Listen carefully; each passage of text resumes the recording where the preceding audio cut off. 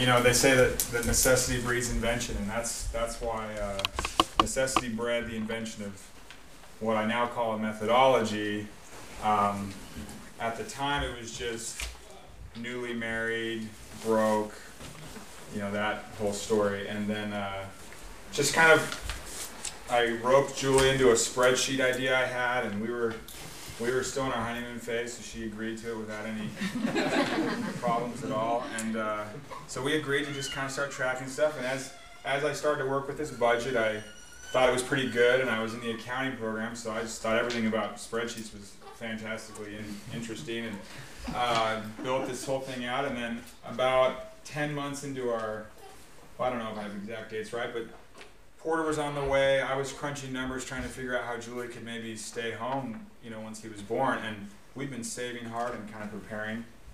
And I kept looking at numbers and kept running into the same thing where we would run out of money before I would graduate with my accounting degree. So I came to Julie and said, I had showed my accounting friends this really convoluted rainbow spreadsheet, and they all just expressed, oh, that's amazing, and they're all getting excited about numbers and things.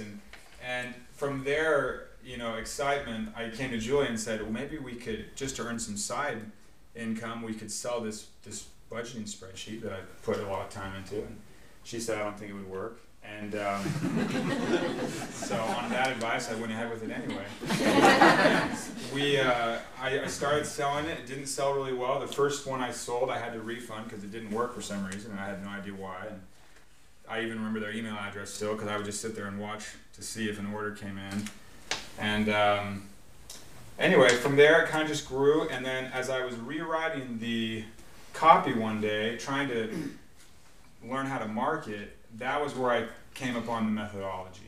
Before that, it was just a spreadsheet that kind of did things, and I had a system, but I didn't realize that it was something I could maybe explain a little better. So tonight, we won't talk anything about software. We'll just talk about this methodology. There's 4 different rules, and you can apply it piecemeal. You can apply the whole thing. You don't even have to use software. You can use pencil and paper, envelopes. It's really up to you, but the principle is what we'll talk about tonight. So I wanted to read you something I wrote about a year ago, and every once in a while I write on the website just for fun. So I wanted to share this with you and kind of give you an idea of maybe where we'll be at the end of this year with everyone. I'm done budgeting. I quit. I'm tired of it. Sick about it. Through with it. Finished. Fertig. Done. I can't stand knowing exactly what my money is doing at all times. It's so obedient. My money just sits there looking up at me like some dependent, too young to realize how things work puppy, just out of obedience school, waiting for me to give it some type of command. Just so it can march off and execute my plan to a level of perfection found only in military brigades and the Von Trapp family. Oh, sure, I can tell you how much I spent on groceries during 2004, 2005. Anyway, I can tell you those things easily. What do I have to show for it? A keen sense of how my life plays out financially? An uncanny ability to forecast to within $10 what we'll spend in any given category during virtually any given month? On average, we all know there are no perfectly normal months, so that's a principle to take home.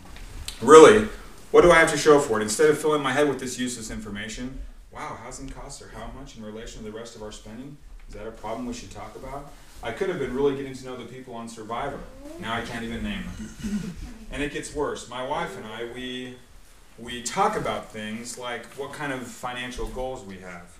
She actually openly shares her feelings about things like retirement goals, aspirations, kids' college, etc. And you know what? It gets a lot worse. She spends money and doesn't feel guilty about it. How am I supposed to handle that? So yeah, when we were budgeting, we would sit down at the beginning of the month and plan where to spend our money, and then yeah, I guess she felt fine about buying the stuff we had planned to buy. Okay, when I write it out like that, it doesn't seem like that hard to handle, but you get my point, right? I mean, spending equals guilt. We learn that as soon as we get out our free t-shirt from those Visa people on campus.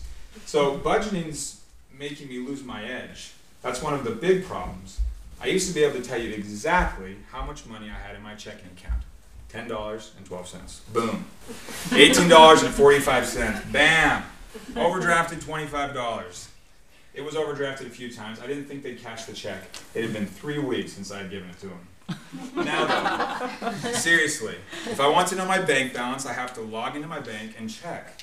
It's in the thousands. I know that. But beyond that, I'm not sure. Wait, yeah, it's something like $6,000. Well, $1,500 is for property taxes, which is due in 6 weeks. $200 of that is for groceries for the rest of this month, and we're saving for Christmas so we can pay that with cash.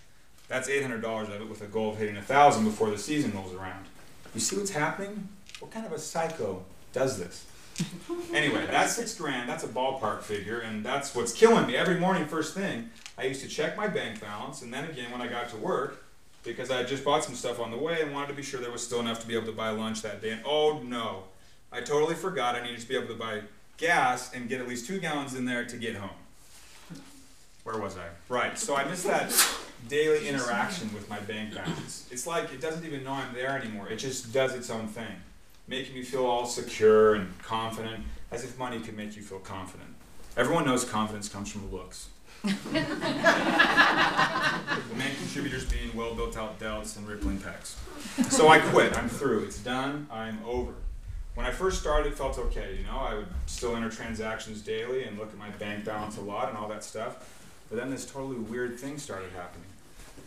I think we started spending less money. I couldn't tell you for sure because before we started budgeting, I had no idea how much we were spending. But I noticed that I didn't need to enter as many transactions after several months. Maybe each transaction was just a larger amount? No, that's probably where the 6 G's came from that are in my checking account right now. That's like old spending that I haven't gotten around to spending yet. Yeah, this budgeting thing has just completely changed my life. I've got to stop. I think there's a 12-step program out there somewhere for people like me, you know, people that reach their financial goals and don't feel guilty about spending money and have great communication with their spouse. My name is Jesse, and I'm a budgeter.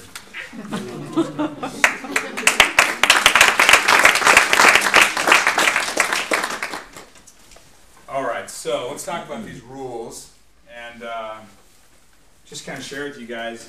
One, this is a team effort, and I should say suggestions, but they're rules, they're just set. The budget does not mean that you cannot spend. It only means that you plan what you want to spend, okay? And that's a big difference. When people hear budget, they kind of wince. They think it's going to be a crackdown. I'm not going to be able to do anything. It's not like that at all. It's just a plan. It's just deciding beforehand what you want to do and then trying to make sure that happens. The first rule we'll talk about, I call it giving every dollar a job. And Porter helped me make these tonight. In our software, it's all programmatic, but I'll use these to kind of demonstrate. So when I have money that comes in, okay, the first thing I'll do, and this is with each paycheck, anytime money comes in, you can just set it aside, and then when you sit down to budget, you just drop it into different categories. We made a cable one. That's straightforward. You think, how much is my cable this month? It's the same every month. You drop it in. You've got food. Food's a little harder, but after a few months, it's really predictable. And so with rule 2, I say every dollar has a job. So that's every single thing that you can think of, every type of category or envelope in this case. You just say, okay, what needs to happen? What do we need to do? And the important thing about it isn't really what the envelopes are or, you know, the different categories that everyone has, because they'll all be different. But what you're really trying to do is just give your dollars some purpose before the spending happens. So it's just a plan. And it's nothing more than me saying, I want to buy a new putter. Do we have enough money? To Julie saying, no.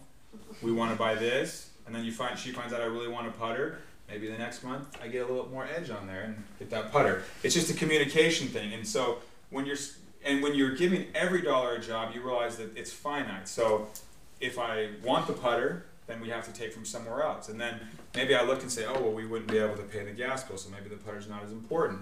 That, you know, those kind of things are constantly balancing each other out. So when you look and say, okay, well, as a couple, what's really important to us? It's important that we pay all our bills. It's important that we save some for retirement. You start to really find out what your spouse cares about, what you care about, and the money just kind of starts to fall into place, doing what you tell it to do. You're the boss. It's like your employees, and you just tell it what to do, and it will do it, but you've got to give it direction. A lot of times what happens with with the spending, because there is no plan beforehand, is every single, and this is especially with shared finances, every single time you spend money, there's guilt attached to it. Even really